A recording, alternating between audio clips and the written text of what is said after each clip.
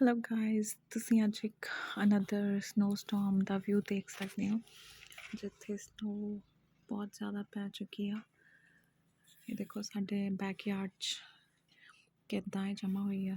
ਦੇਖੋ ਕਿਵੇਂ ਲੋਕ ਕਾਫੀ ਇਹ ਉੱਪਰ ਵੀ ਸਾਡੇ ਇੱਥੇ ਕਿੱਦਾਂ ਜਮ੍ਹਾਂ ਹੋ ਗਈ ਆ।